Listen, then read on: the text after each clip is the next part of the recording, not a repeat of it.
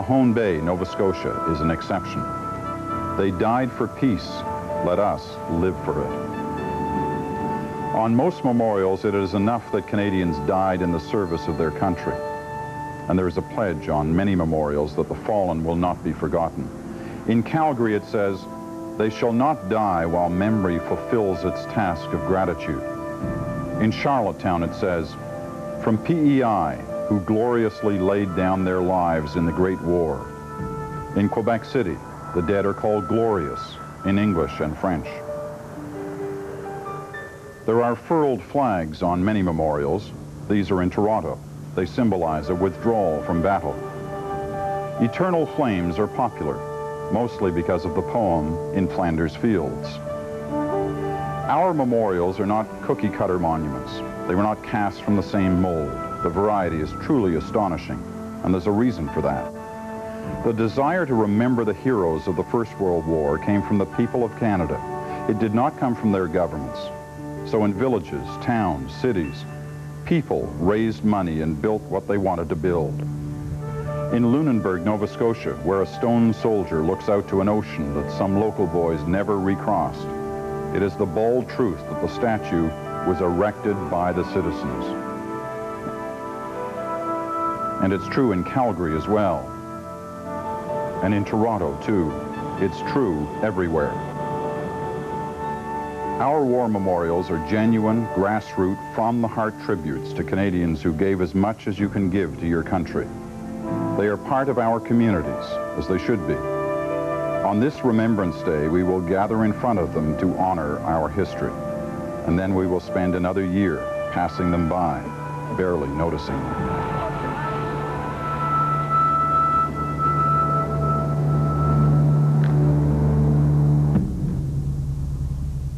In a moment to the National War Memorial in Ottawa and the Remembrance Day ceremonies with the CBC's Don Newman. But first, the information we promised about the videotapes marking the 50th anniversary of D-Day and VE Day.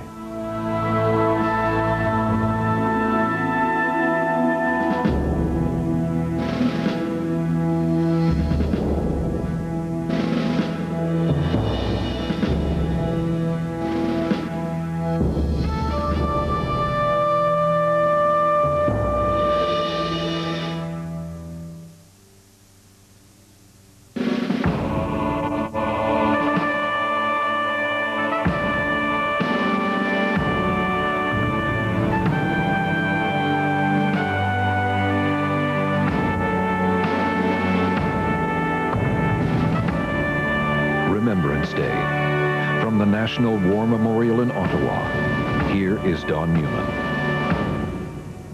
Good morning from Confederation Square in Ottawa, and welcome to our coverage on the CBC and CBC News World of Remembrance Day 1996. Canadians have been gathering at this location for 57 years to honor their war dead. Dedicated on May 21st, 1939 by King George VI, the National War Memorial was built to honor the more than 60,000 Canadians who gave their lives during the First World War. The 22 figures pulling a field gun through the arch represent the different Canadian units which fought between 1914 and 1918. Now the memorial also commemorates the Canadians who gave their lives in the Second World War between 1939 and 1945, the Korean War between 1950 and 1953, and in UN peacekeeping operations. In all, 115,000 people who made the ultimate sacrifice for their country, and it is they who today we remember.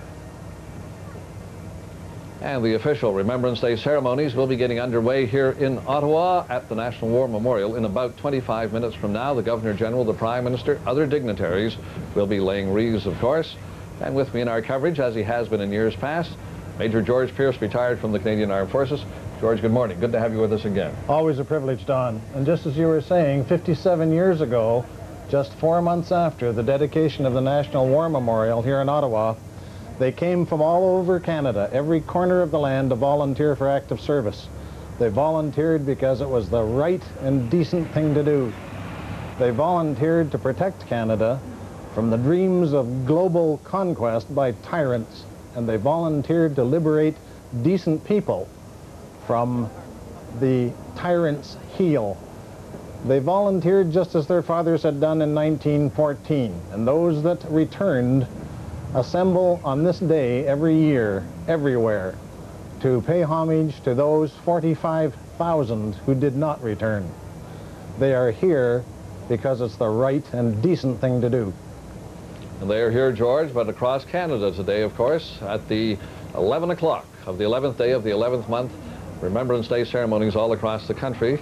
Among the dignitaries, of course, the Prime Minister and the Governor-General will be laying wreaths, but so will the Silver Cross Mother. And there she is.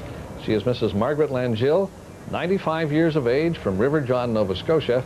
Mrs. Langill's son, Lawrence, was 19 when he was killed on the morning of August the 16th, 1944, in Falaise, France. She will be laying a wreath today. Earlier, she spoke with our Sasha Petrusik. Tell me about your son, Lawrence. What was he like? Well, he was a nice boy, as near as I know. You know, I'm not blowing. And he seemed to be friendly with everybody and that. Did he want to go to fight? He joined up himself. What did you think of that? But I think at the last day he was home, I know he wanted to stay home. He said, I don't know what to do. He said, I have a notion to stay home. Oh, no, he said, I'll go. In just a couple of days, he was aboard the boat going. What did you think of that? Pardon? What did you think of that? I would have liked for him to be home. And he was only over there 5 weeks. He was only overseas 5 weeks till he was gone. How did you find out about that? The station agent come and told us. And the station agent come and it was on a Saturday, and he came and I wondered what was bringing the station agent. And he came in and he said, I've bad news for you. Oh, I said, Lawrence got wounded. No, he said, killed. And that evening there was our friends. One of our friends came from New Glasgow to stay with us a few days, sometime. And he told her it was the first and the last message he would ever take like that. He said, I'll leave the station first. He said, I'm not doing it.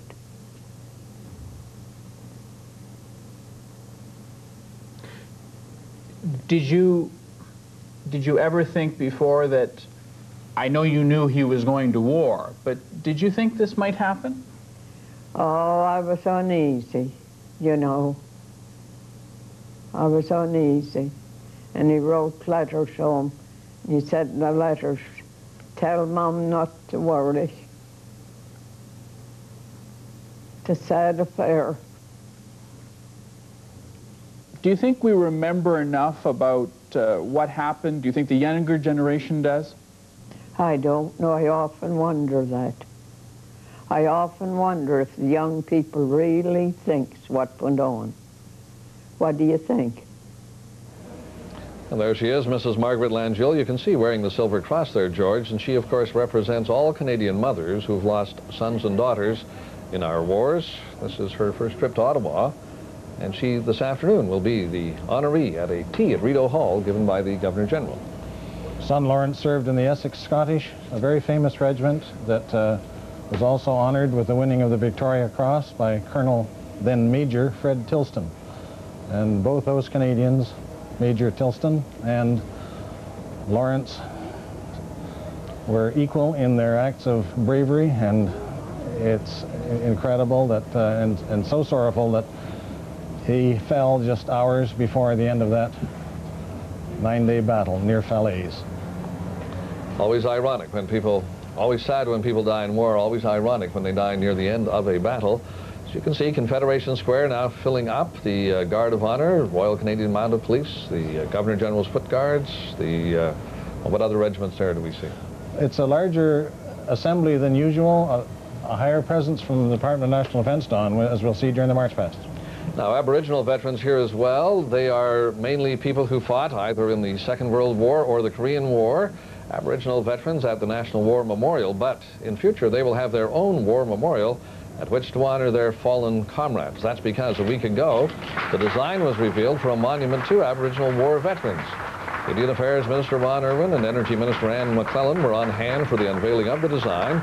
Ottawa has contributed $1.1 million for a scholarship in memory of Aboriginal War veterans, and $80,000 in seed money for this memorial, which will cost about $700,000. It was designed by Lloyd Finney. He is an Aboriginal architect, and it will be built here in Ottawa, George, but the location has yet to be decided. There's some legendary figures among the Native peoples of Canada, and it's a proud moment for them. Aboriginals going to have their own memorial. They have not always been happy with the treatment they've received in terms of benefits and other things from the government, but certainly now the government's supporting that memorial being built. By the end of the First World War, 3,500 Native peoples and many Métis had volunteered for active service, and there are many legendary figures among them. Well, veterans now assembling down on Confederation Square. Sasha Petrusik, our colleague from the CBC's Parliamentary Bureau, is with one of them. Sasha? Don, I'm with Andre Odette here, who was in the Canadian Navy and during the Second World War. Mr. Odette, what are your thoughts here today? Well, I think my old buddy that went down with our ship, the last ship I was on was HMCS Athabasca, the good old GO7.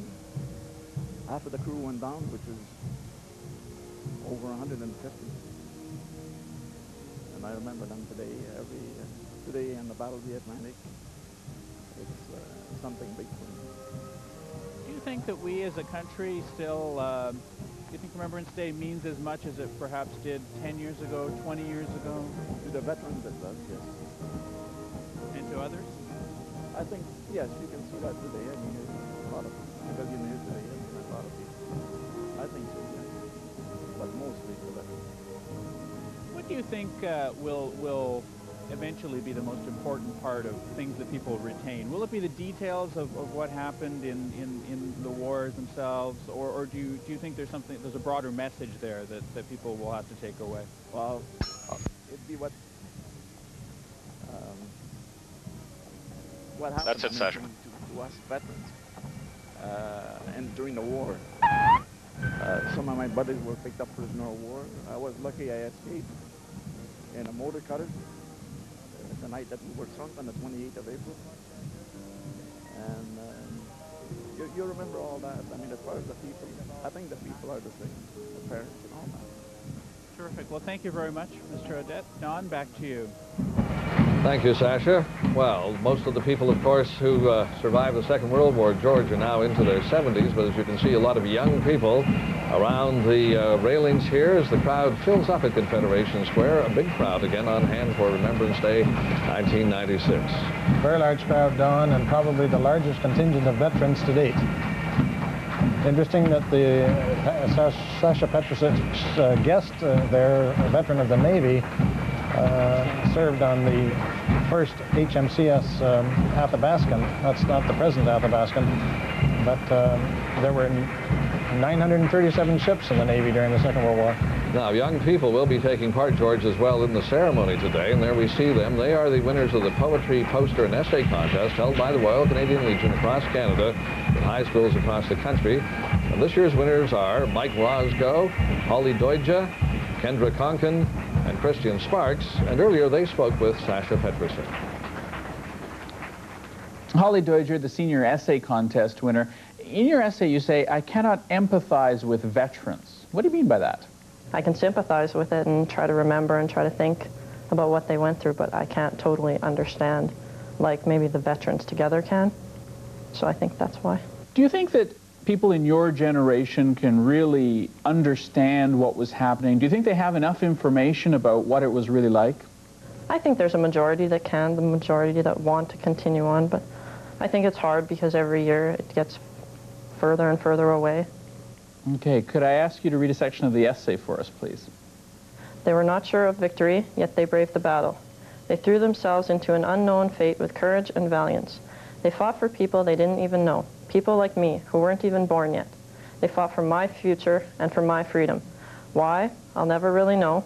I'm not sure if I could do it were I put in the same situation as they were. Thank you. Christian Sparks, you're the senior color poster winner. Can you tell us about your poster? I guess there's two parts to my poster. The first one will be the hallway, and that will be the statues and whatnot in it. The second part, I guess, will be the end of the hall. That will be the daughter and holding her father's hand. And this shows the peaceful, the end of the war, the freedom. Like I said, there's a democracy in which Canada, we all can enjoy now. The hallway, I think everyone needs to, we almost need to walk through that hallway and realize what has gone on and appreciate all the war to really, truly enjoy like the freedom that we have today. Thank you. Kendra Conkin, you're the senior black and white poster winner. Tell us about your poster. There's a lot of different faces and images here. Who are these people? I know with Remembrance Day, the key idea is to remember the people who fought in the war and died for us. But there's also a whole lot of emotional turmoil involved with the other people around, like the wives back home or the victims of the concentration camps and such. And I just wanted to get it all. But why does it have to be so graphic? Well, I think it's really important that as you get older, you have to know what's happened without having a screen of flowers in front of it. Just because that's the only way that you're ever going to get any real emotion or understanding out of people. Even if it's a little shocking? Well, the fact is that it is shocking. Thank you. Mike Roscoe, you're the senior poetry winner. Tell us, what was going through your mind as you were writing this poem? I was thinking, how am I supposed to write about remembrance when I have no direct experience with this, like with any of the wars or anything like that? So do you think that young people in your generation really have enough information? Can they understand it? No, I don't think we do. I think it's like what Kendra was saying about how it's basically being sugar-coated for the children and stuff, where you have the most exposure to it in elementary school, where you do the most activities and stuff for Remembrance Day. It's sugar-coated. Okay, Mike, could I ask you to read your poem for us? How can we remember the blinding flashes of shell fire when these we have not seen? How can we remember the sour sweetness of our blood as it trickled across our lips when this we have not tasted? How can we remember the thick, suffocating stench of smoke and decay when this we have not smelled? We cannot, because we have been spared the agony, the terror, the hellish sensations of war by those who can.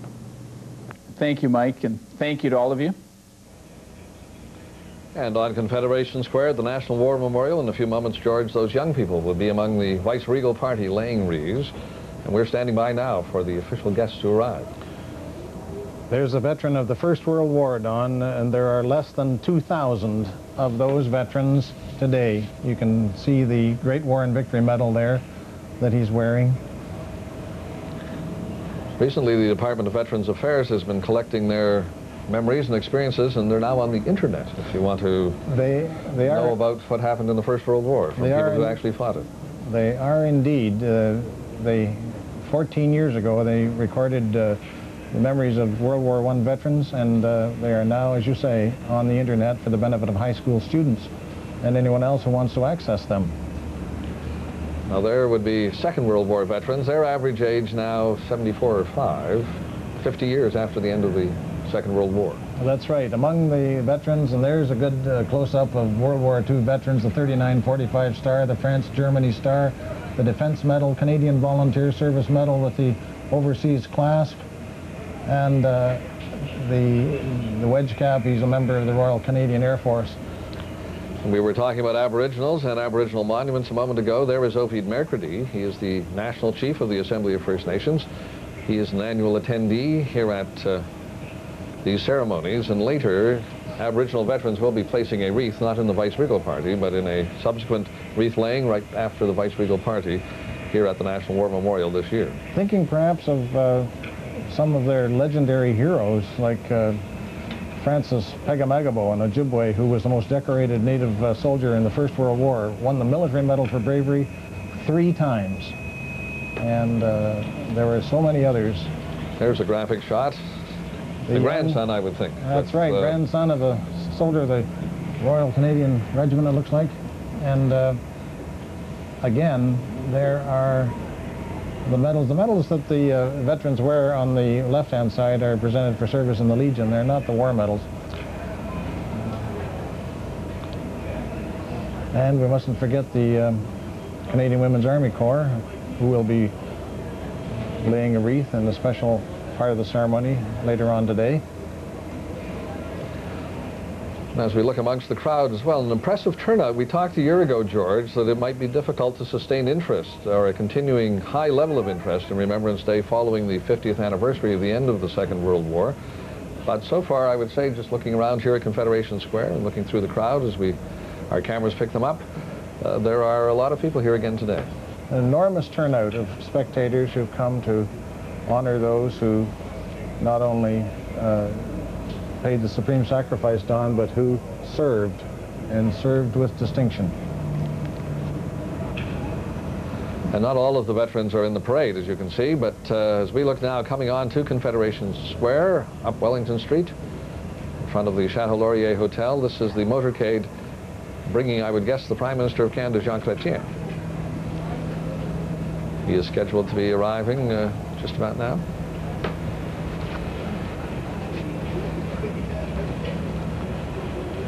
This is the second time the Prime Minister has come to Remembrance Day services here in Ottawa.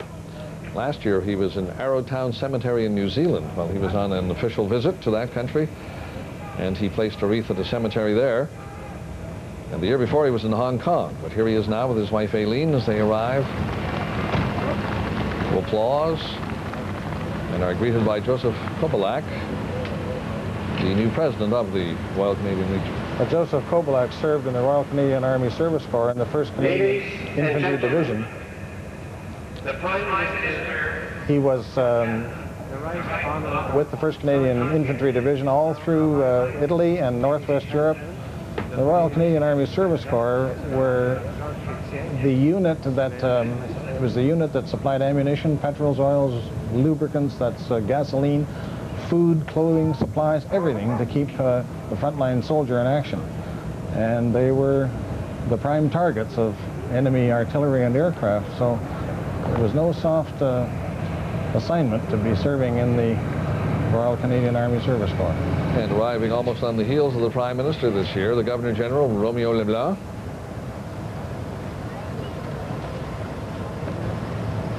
This will be the second Remembrance Day ceremony for the Governor General, last year being his first.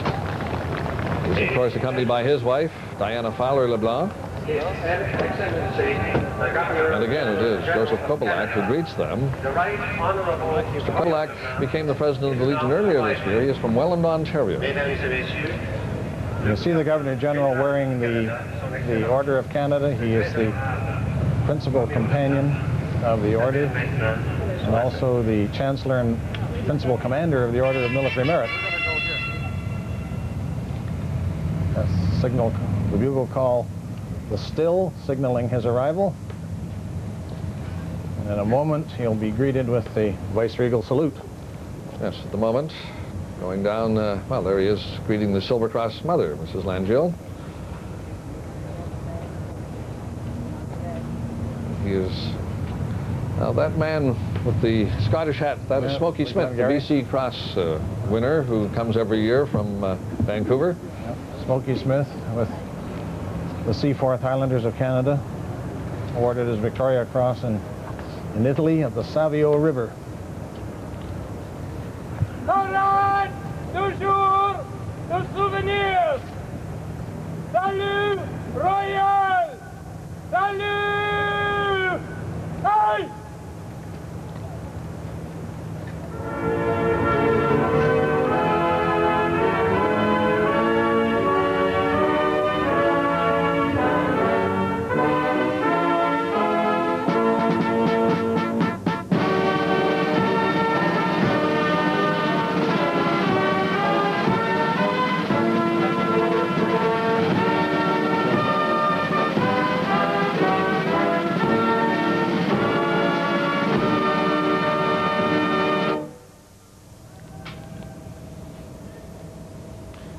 And with the playing of the vice-regal salute, the Governor General, Romeo Leblanc, We'll now move into position. We are still a few moments away from the official start of the ceremony, but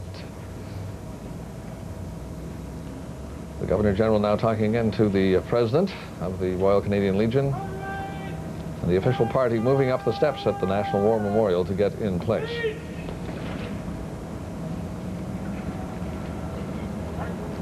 A very strong turnout of veterans here this morning, Don. As we said a few moments ago, there are Navy veterans here of the Battle of the Atlantic who served in some of the 937 ships of the Royal Canadian Navy. They're veterans of the 71 active service squadrons of the Royal Canadian Air Force, 41 of them on combat operations overseas. And for the Army, there are over 100 corps and regiments of the Canadian Army represented from coast to coast, from the British Columbia Regiment to the Cape Breton Highlanders. And the Governor General shaking the hands of some of the veterans who will be on parade or on parade. The Prime Minister now joining him.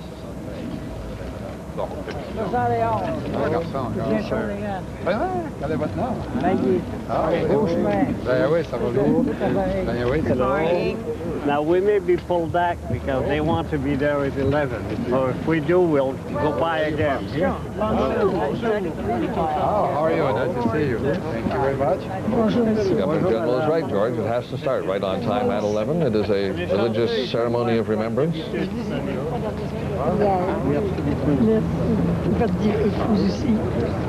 Bonjour, ça va bien? Belle journée, c'est pas trop pire.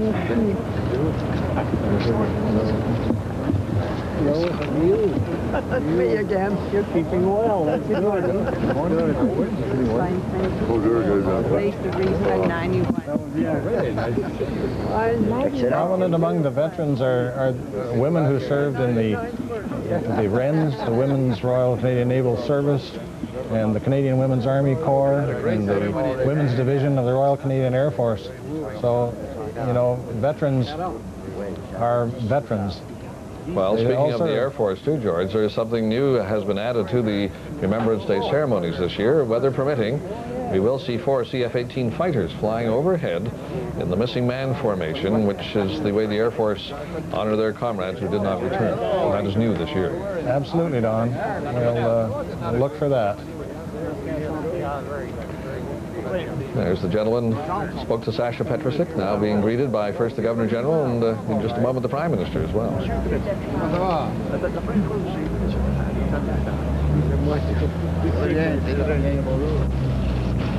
There you get a good idea of the large crowd now gathered here at Confederation Square.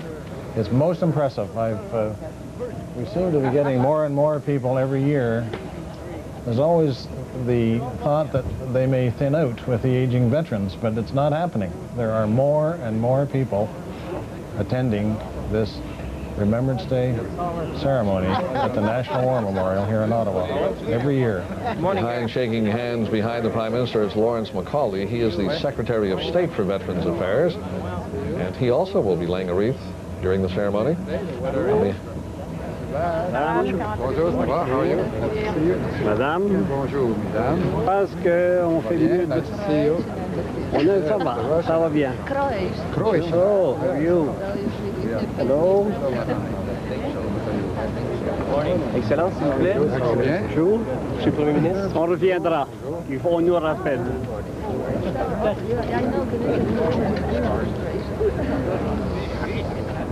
Now the Prime Minister and the Governor General move back into position because it is almost the 11th hour of the 11th day of the 11th month, the time the armistice was signed to end the First World War, the time at which, ever since, we have remembered our fallen war dead. We'll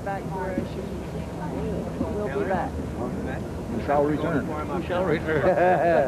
That was a famous word. That's right. We shall return. Okay, Mrs. Lanshaw, we have to form up. Thank you.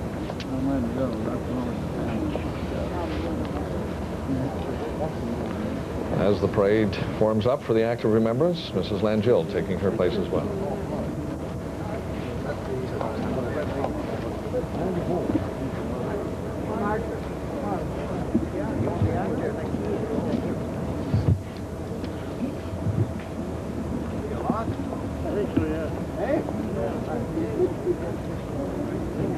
This is the largest parade assembled ever since the Second World War, I believe.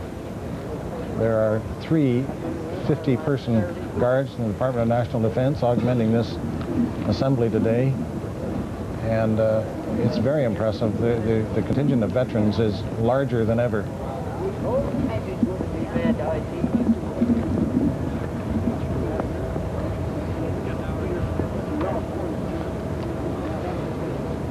Secretary of State for Veterans Affairs and the Prime Minister. The Prime Minister presents his wreath on the behalf of the people and the Government of Canada. The Secretary of State for Veterans Affairs on behalf of his department.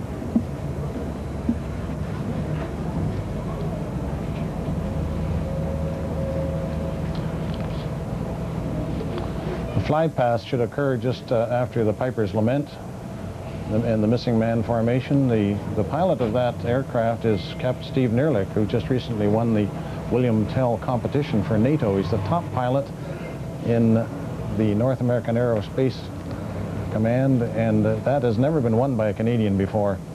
He's flown from Cold Lake, 441 Squadron, and the remainder of the aircraft are from 425 Bagotville. Please join in the singing of O Canada. Mesdames et messieurs, vous êtes invités à vous joindre à la chorale et à chanter O Canada.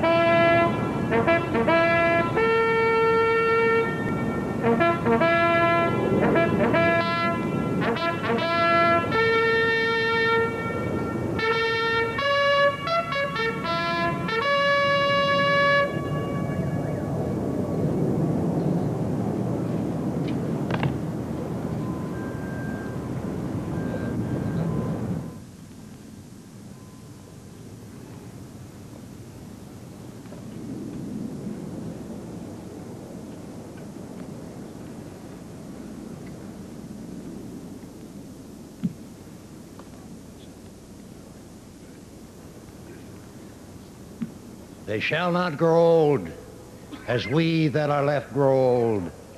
Age shall not weary them, nor the years condemn. At the going down of the sun, and in the morning, we will remember them. Ils ne vieilliront pas comme nous qui leur avons survécu. Ils ne connaîtront jamais l'outrage ni le poids des années. Quand viendra l'heure du crépuscule, les seuls à l'aurore ne nous souviendront d'eux.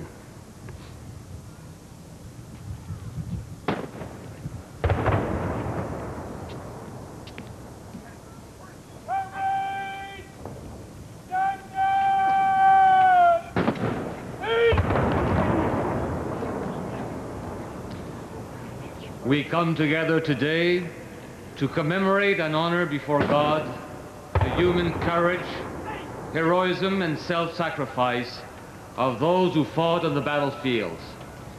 We come to remember the many thousands of men and women who lost their lives in defense of human freedom, to honor the memory of many who were friends and comrades and who paid the final sacrifice in order that we should be free.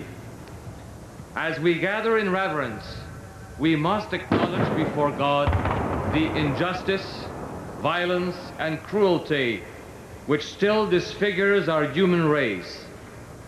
We must accept our own share in human sin and ask God for healing and forgiveness for ourselves. Let us dedicate ourselves to stand together as our forebears did for justice, peace, and freedom, not only for our fellow citizens, but for all humankind. Seigneur notre Dieu, nous recommandons à ta bonté ceux et celles qui ont combattu sur mer, dans les airs et sur terre, pour que la justice et la liberté l'emportent sur la tyrannie. Nous nous rappelons de ceux qui ont été faits prisonniers, de ceux et celles qui ont été blessés, et particulièrement de ceux et celles qui ne sont pas revenus. En faisant le sacrifice de leur vie, ils nous ont laissé la responsabilité et le devoir de poursuivre leur œuvre de paix. Que le souvenir de leur dévouement et de leur mort nous serve de témoignage afin que nous nous efforcions de vivre dans la justice et le respect mutuel, dans la paix et la sécurité. Amen.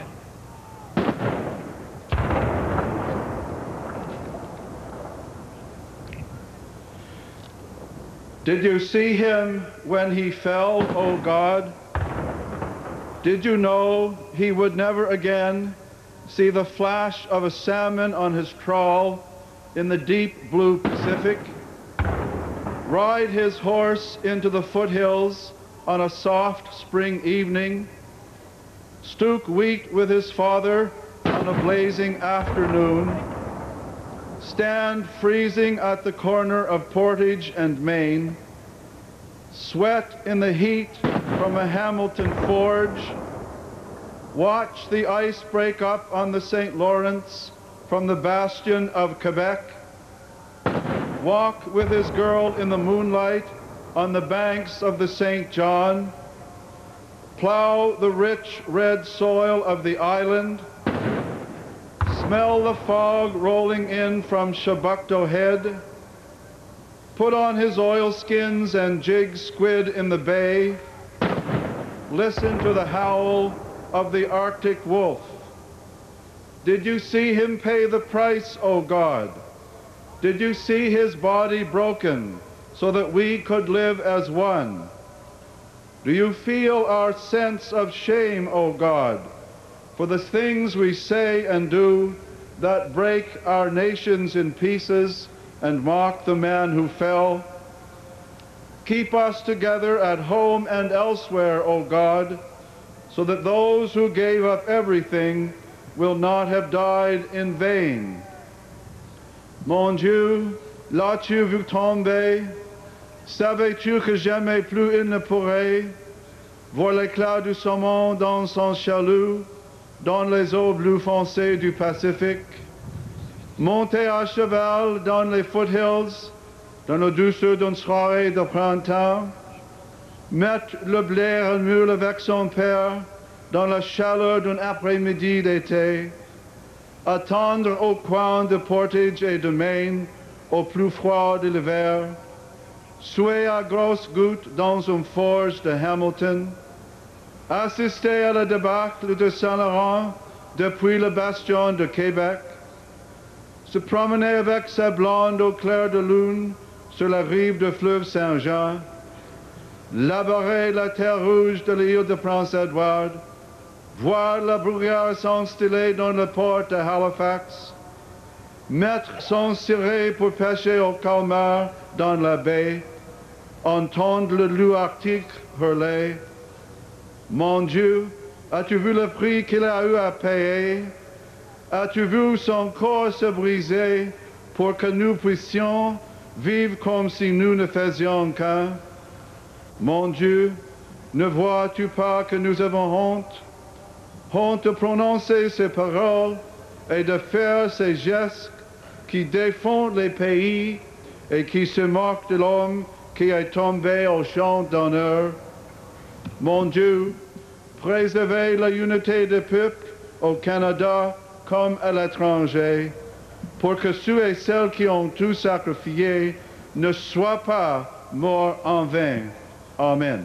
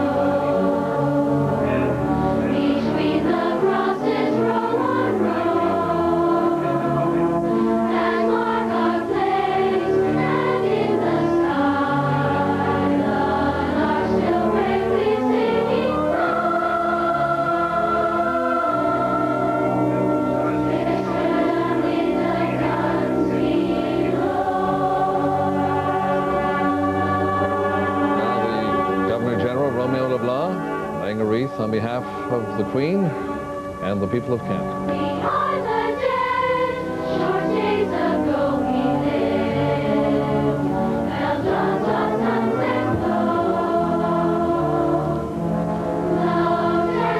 The choir of the Central Choir of the Ottawa Board of Education, singing in Flanders Fields.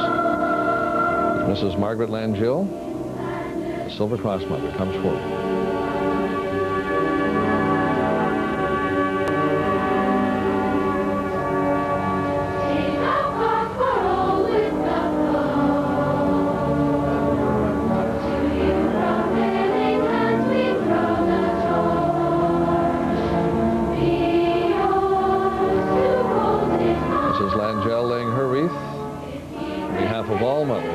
Sons and daughters in Canada's wars.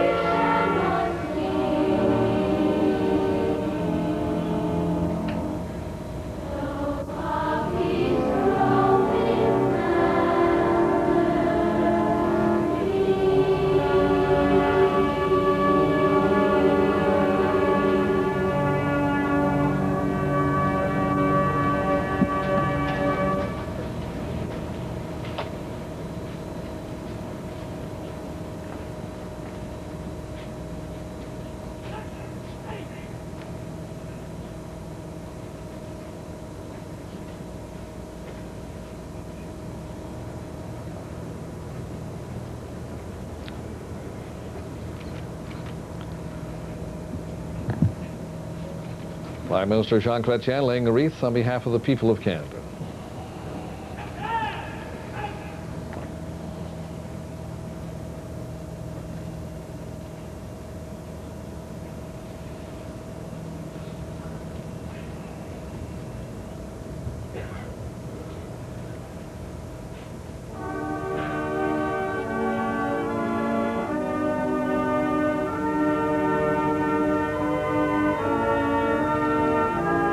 Secretary of State for Veterans Affairs, Lawrence Macaulay, laying his wreath on behalf of the department.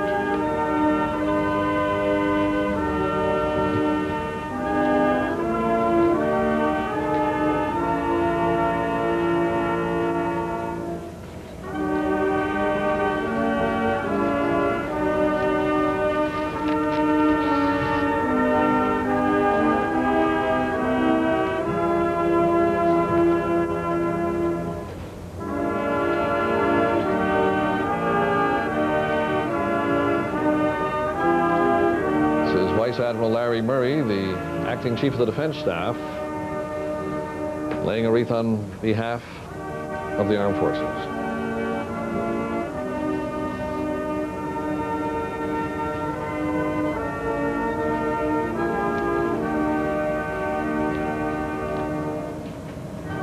The President of the Royal Canadian Legion, Joseph Kobilack, laying his wreath on behalf of the Legion.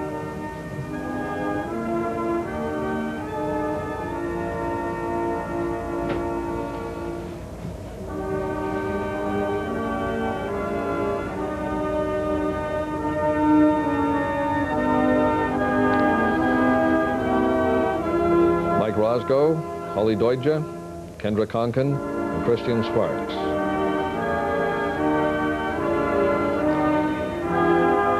They lay their wreath on behalf of the youth of Canada.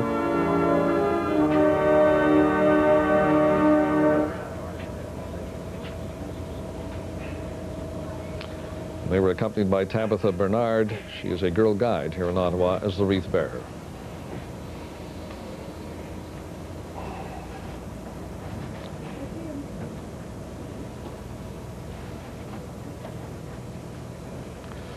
This is Philippe Manger. He is the ambassador from the Cameroons. He is the Dean of the Diplomatic Corps. And he lays his wreath in that capacity.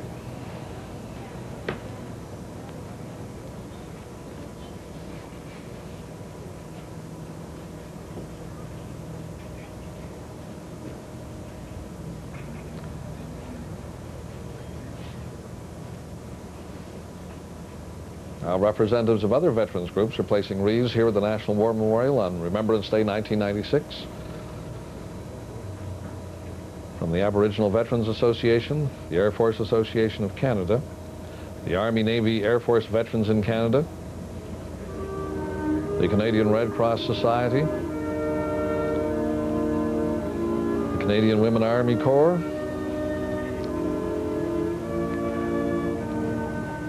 and on the other side of the National War Memorial, the east side, diplomats accredited to Canada, more than 70 ambassadors, chargés d'affaires.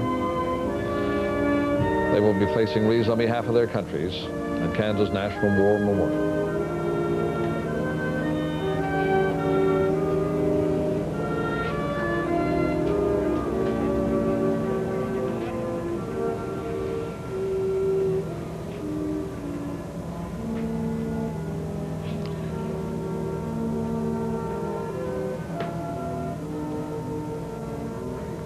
As the diplomats continue to place their wreaths, other veterans organizations laying wreaths on the other side were the Hong Kong Veterans Association, the Korean Veterans Association, the Nursing Sisters Association, the Royal Canadian Legion, the Salvation Army, and the War Amputees of Canada.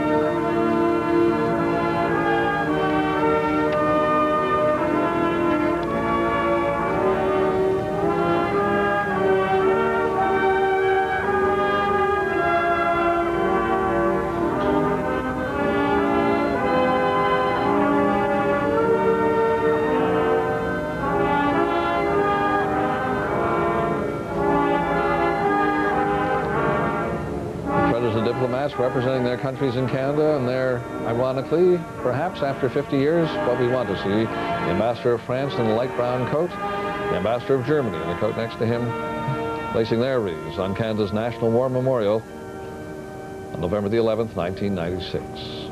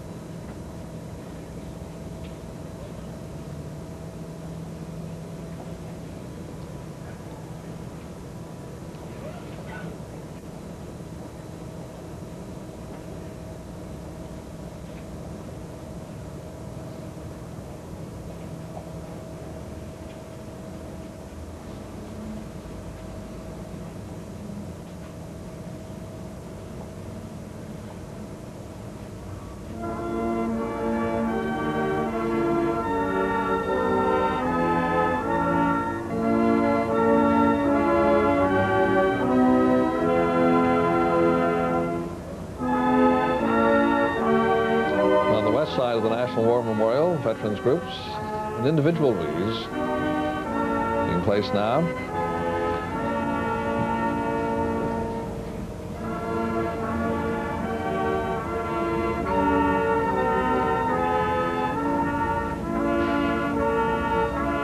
Oh God, Our Help in Ages Past, being played now by the Central Army Band.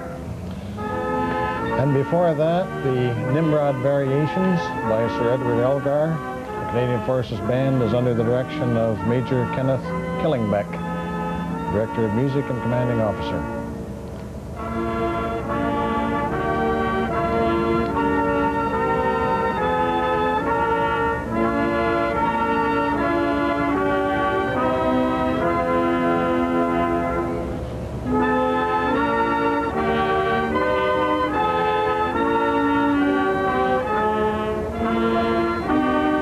Big and small, remembering Canada's fallen war dead as more ambassadors now. The Ambassador of Italy in the center there, taking the wreath and the light coat. Countries big and small, from the United States to the smallest countries, accredited here in Ottawa, remembering Canada's war dead at the National War Memorial.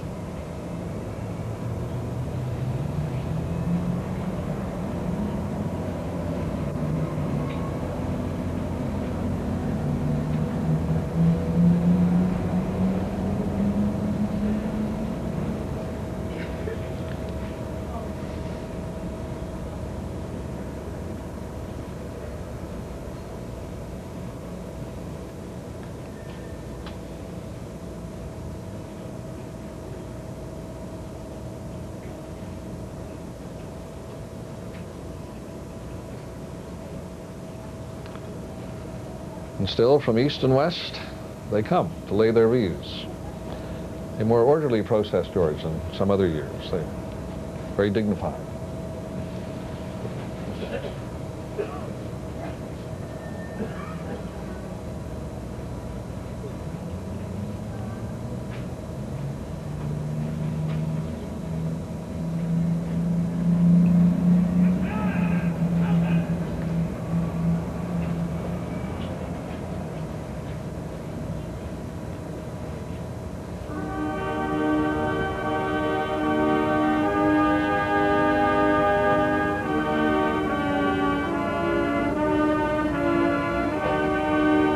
Central Band continues with the hymn Unto the Hills.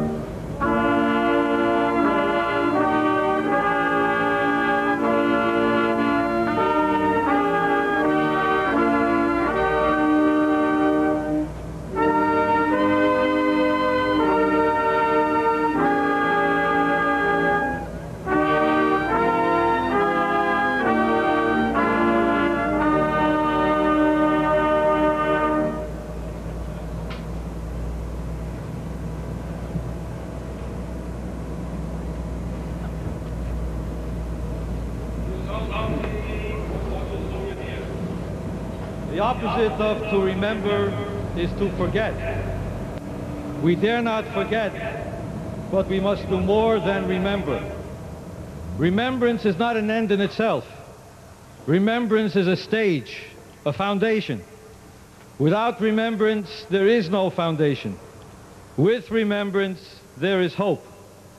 With remembrance only, we have mere lip service and passive recall. What we need is remembrance plus. Remembrance is a necessary prelude to action. We remember, and therefore we build on that remembrance. We remember the Canadian role in this century's battles against pernicious racism, despotic tyranny, inhuman cruelty, and vile hatred. We venerate our fellow Canadians who gave their lives for our freedom. We were on the winning side militarily and on the right side morally. To remember is to continue the ongoing moral battle by championing human dignity, individual equality, personal responsibility, and collective commitment to societal betterment. Anglophones, Francophones, natives, members of an entire host of ethnic and religious communities, Canadians all, we stand united in our resolve to remember plus to build upon that remembrance a Canada and a world that is devoid of hatred and bigotry and suffused with care, compassion, and kindness to all. Amen.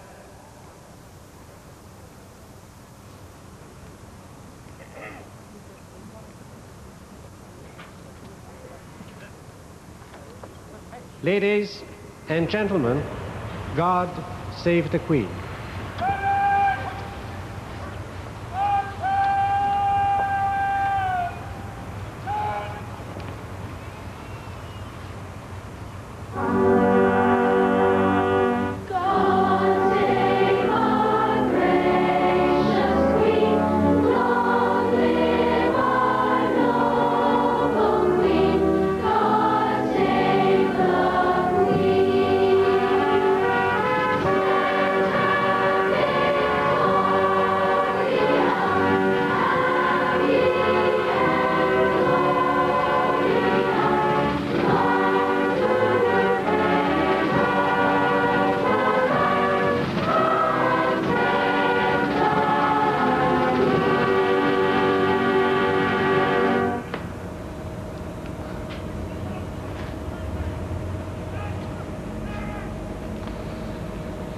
The Central Choir of the Board of Education here in Ottawa, led by Barbara Clark. God Save the Queen.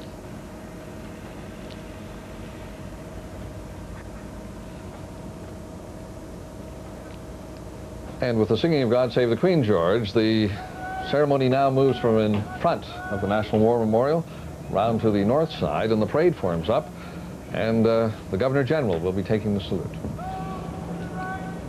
As we said, Don, it's probably the biggest march past that we've seen in several years, possibly since the Second World War, with the addition of 150 personnel in 3 50-person guards representing the Navy, Army, and Air Force from National Defense Headquarters. That's from the regular force, plus all the other guards and contingents that are normally here.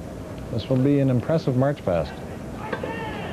The crowd moving slowly now. The Prime Minister, the Silver Cross Mother, the Governor General, the Acting Chief of the Defense Staff, all will stand over on Wellington Street.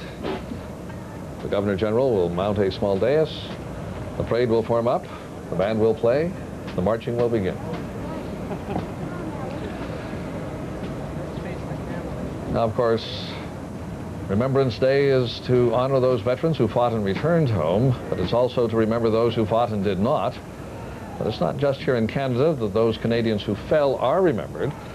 Dan Bjarnason now with the story of a Canadian remembered by the people of a small village in France.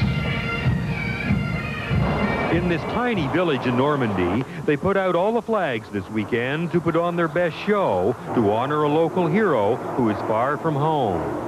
For over a half-century now, they've been showing their love for a dear friend they never knew.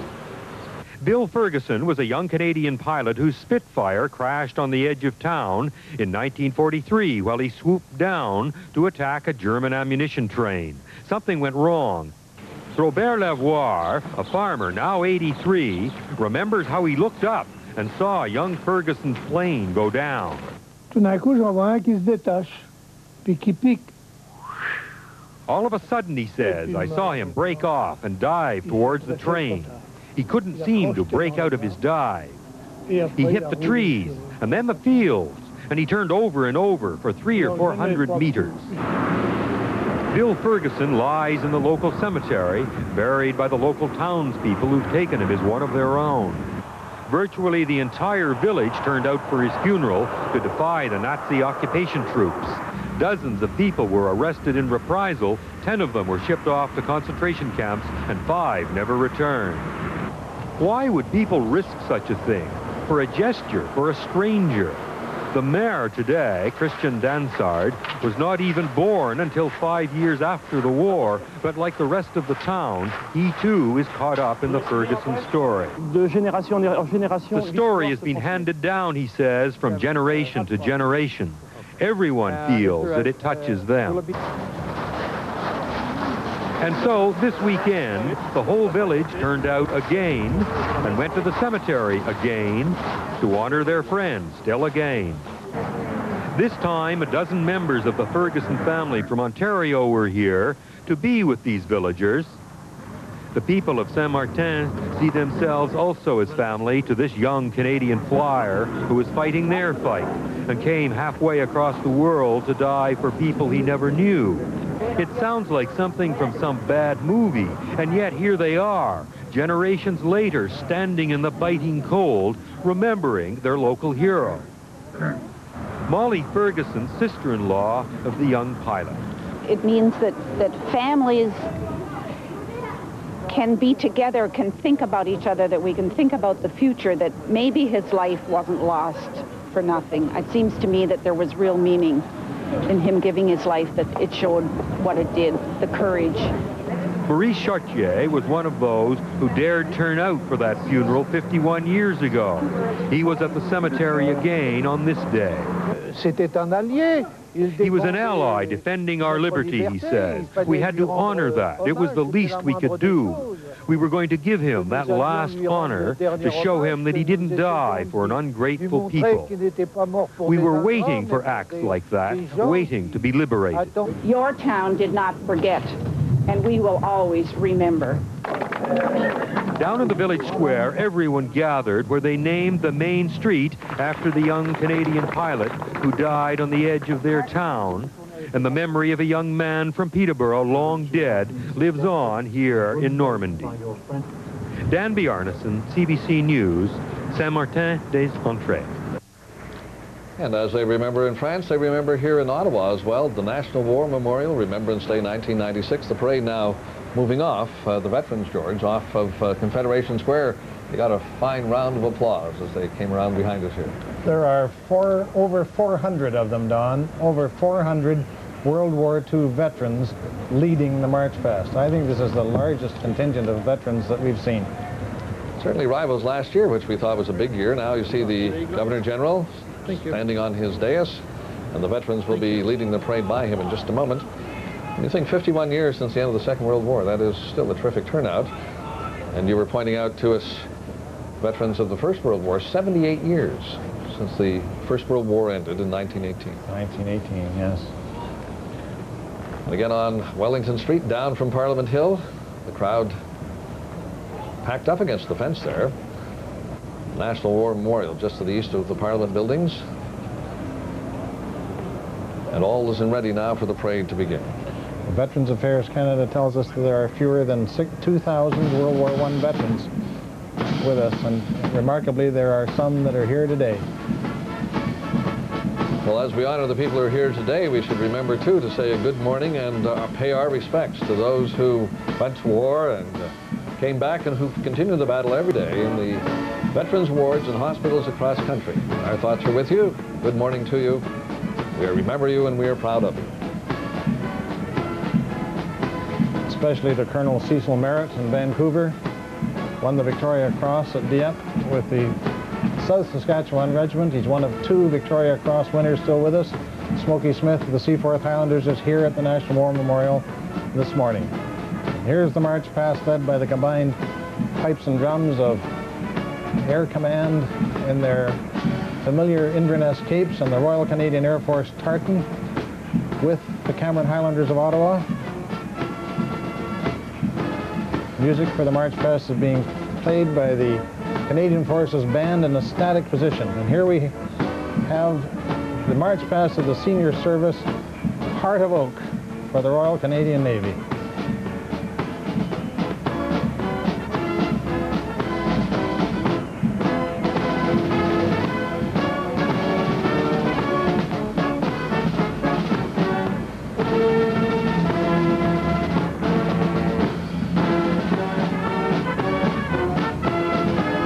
There they are, the vets, coming by. We spoke of how the crowd was applauding, while the Governor General applauding as well. The Queen's representative saying, "Here's to you and a job well done."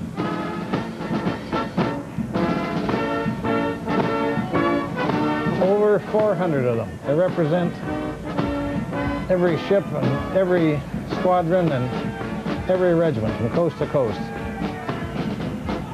And the veterans again under their parade under the command of Leo Leblanc from here in Ottawa. Himself a veteran of the Korean War, he served with the Royal Canadian Dragoons, Senior Armored Regiment of the Canadian Army.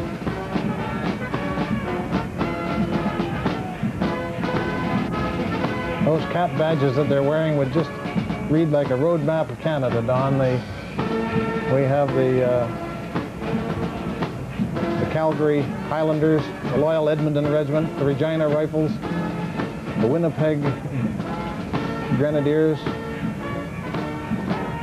Royal Winnipeg Rifles, the Algonquin Regiment, Ontario Regiment, the Regiment de la Chaudière, the Regiment d'Al, and we have the Fusiliers de Sherbrooke, the Fusiliers de Montreal, the Royal New Brunswick Regiment, the West Nova Scotia Regiment, the Royal Newfoundland Regiment. They're all there representing, as we said before, over 900 ships of the Navy, 71 active squadrons of the Royal Canadian Air Force, and they still know how to keep in step. They probably enjoy this march more than they did marching during the Second World War or the Korean War, where they were serving. Now behind them are the Aboriginal veterans. They're the Blue Berets of the UN Peacekeepers, bringing up the end of the veterans contingent in the parade. And a reminder that we have lost 104 Canadians in peacekeeping duties as of today. We lost another young soldier in the former Yugoslavia this year, bringing the total to 104.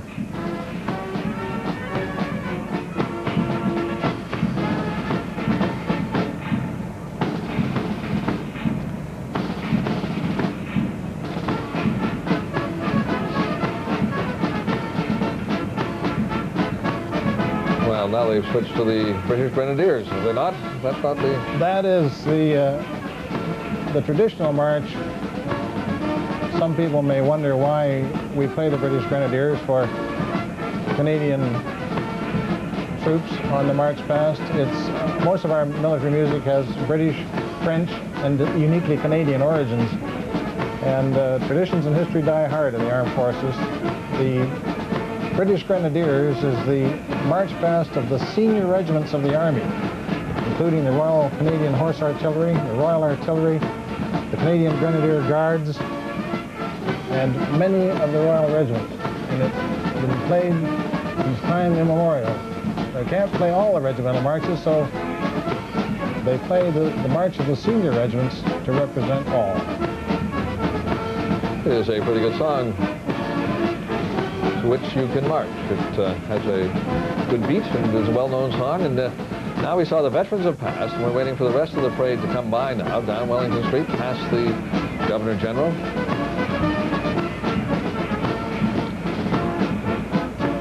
it looks as though this first group should be well known to His Excellency. This is the Regimental Band of the Governor General's Foot Guards, and they are leading the present-day contingent comprised of guards from the national defense, the regular forces, and elements of the primary reserve and the reserve components. And elegant they are in their winter dress, George. The Governor General's Foot Guards, allied with the Coldstream Guards in the Household Division, are wearing their familiar Athol gray greatcoats, the black bearskin. See the red plume on the left there? And now behind them, the Guard of Honor from the Royal Military College. It's a composite 50-person guard from the Royal Military College and College Militaire Royal. They take precedence in the march past because they are all officers in training for all three branches of the armed forces. They represent leadership, and among them, of course, are officer cadets of the Navy, which is the senior service.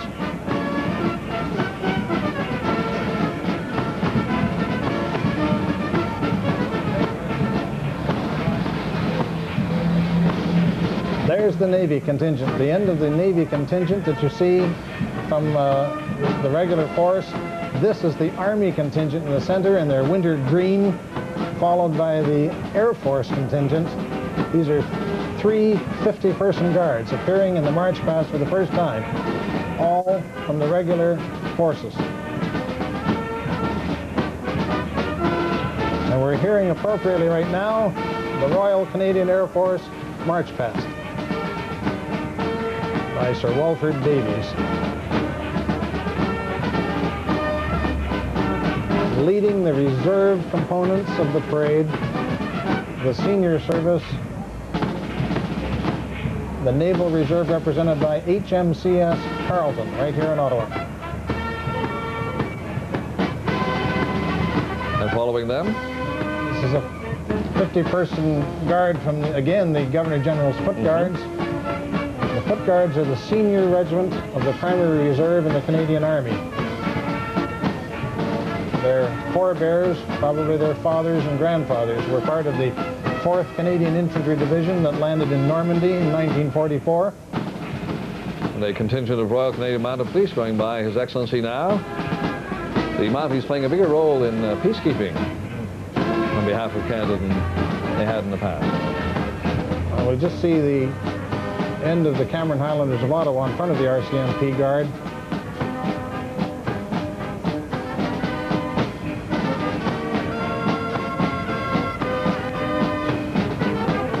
And women of the Royal Canadian Mounted Police on parade, Remembrance Day 1996. And behind them, George? This is the Cadet Services of Canada, and they're marching to the most appropriate of all marches for the cadets. This is Sons of the Brave, and of course it includes daughters too. It's the Royal Canadian Sea Cadet Corps, the Royal Canadian Army Cadets in the middle, and in the Air Force Blue, the Royal Canadian Air Cadets. 30-person guards from the cadet services. These are the young people to whom the veterans have thrown the torch so that they carry on the traditions of volunteer service. The thing to remember, we look at the veterans today, but as they were serving 51 years ago, many of them not much older than those cadets. Just kids in their teens, Tom. Many of them 17 and a half, 18, 19. Kenneth Alford's famous march, Voice of the Guns. Appropriate. Quite appropriate.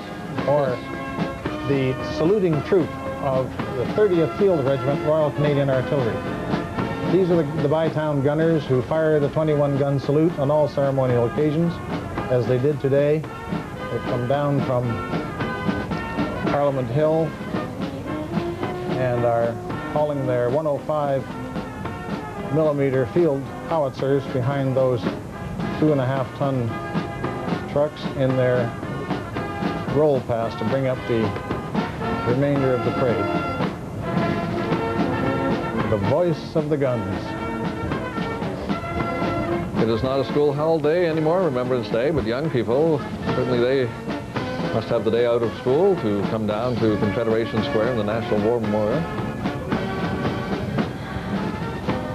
In fact, that may be their teacher giving them instructions. And as the parade moves away, the crowd, who have been standing behind iron fences to allow the ceremonies to go forth, the fences are removed.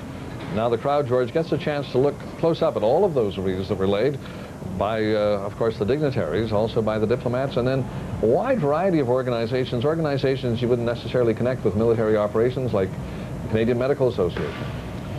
That floral tribute, Don, it's just such a host of wreaths, and it's so symbolic of the host that both served and fell in 2 world wars and Korea. It's a magnificent floral tribute. And those wreaths stay here around the National War Memorial for the rest of this day. Mm-hmm.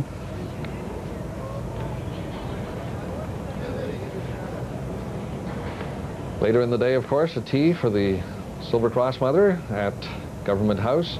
And the National War Museum, is open today, free, for people in the Ottawa area as part of the Remembrance Day celebrations. Well, I think we have to think that 57 years ago, wartime Canadians were united in a common cause. They fought as Canadians. They were all one company for Canada and a free and better world. They were not divided by ethnic, linguistic, provincial, or religious differences. To be anything less in peacetime is breaking faith with those who fell. That's the Veterans' message for Remembrance Day and for every day. Something for all Canadians to think about, lest we forget. And the Prime Minister now getting into his car as he leaves Confederation Square. And Remembrance Day 1996, under clear skies, never a certainty, but always a good thing. The Governor General as well, returning to Rideau Hall. George, we had wondered last year, we said, well, at the end of the 50th anniversary of the Second World War, that perhaps there would not be the kind of turnout in subsequent years, but so far, nothing to worry about with that. It's a matter of keeping the faith, I think, Don. That's always a concern of the Royal Canadian Legion. It's a concern of veterans. But when you see the dramatic turnout that we've experienced today, it is really, really heartwarming, and it fills one with a great deal of pride to see this. Well, George, thank you for being with us again. This concludes our coverage of Remembrance Day 1996. From Ottawa, thanks for being with us. Good day.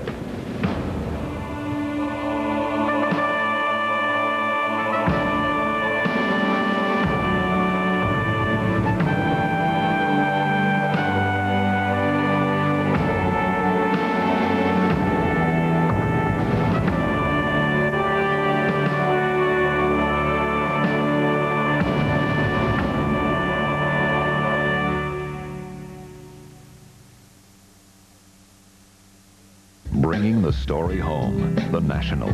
Television to call our own.